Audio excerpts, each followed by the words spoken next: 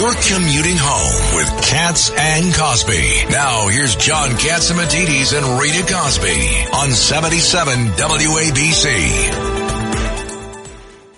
And now, who do we have? We have former Congressman Lee Zeldin. Lee Zeldin.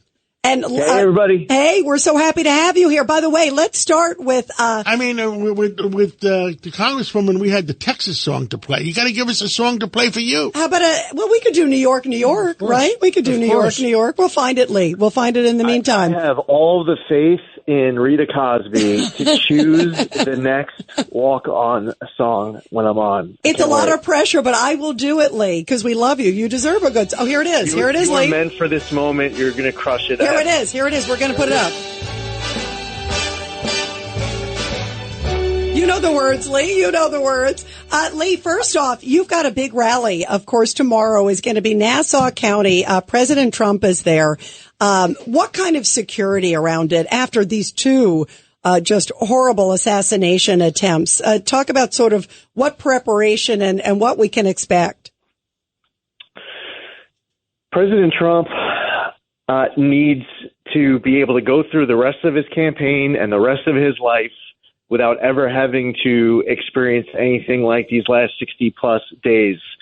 And Nassau County is a place where the local law enforcement is absolutely amazing.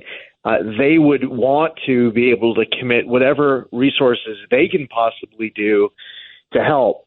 So I am very confident that this isn't going to be a situation where law enforcement would by any means be caught off guard. I imagine Nassau Coliseum tomorrow night is going to be an extraordinarily safe and secure place for President Trump to come. I think that there's going to be a great crowd there to greet him. There have been people waiting years in this area for a Trump rally. I think the enthusiasm is going to be amazing. And it'll be a night that hopefully will be long remembered, not for making any news like we've been witnessing of security lapses and incidents, but instead remembered for the energy, the positivity, and then President Trump coming to visit this close to an election. Here in New York, we don't get these types of presidential visits this close to an election for a rally. That's pretty cool. Yeah, it's cool. And then when he came to the Bronx, it was like packed. I have no doubt it's going to be enormous there. Lee, what did you make? I don't know if you heard this, but Karine Jean-Pierre, the White House press secretary, just said a little bit ago, it's okay to call Trump a threat to democracy. I mean, that after what just happened, and to see some of the rhetoric from others, even Hillary Clinton said he's a threat to America. 24 hours after what happened in Florida, and of course after Butler. What's your reaction? The rhetoric that we're hearing from some Democrats so quick, it's disgracefully. Yeah, as if they want to suggest that President Trump deserves to be the target of repeated assassination attempts. And when they do this, it legitimizes attempted assassination attempts. And if we want to talk about rhetoric and threats and what is actually happening, there's only one candidate in this race who has people trying to kill them and imprison them for the rest of their life and bankrupt them.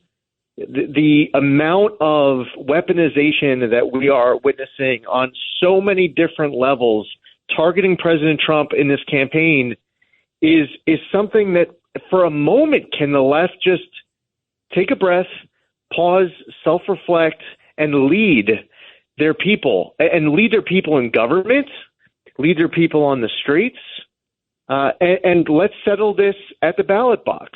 We live in an amazing country where I have all the faith in the world that one citizen, one vote. We encourage all Americans to get informed, to make the decision based on the future of this country, on issues that are most important to you, and then we choose the next president, and then we go on.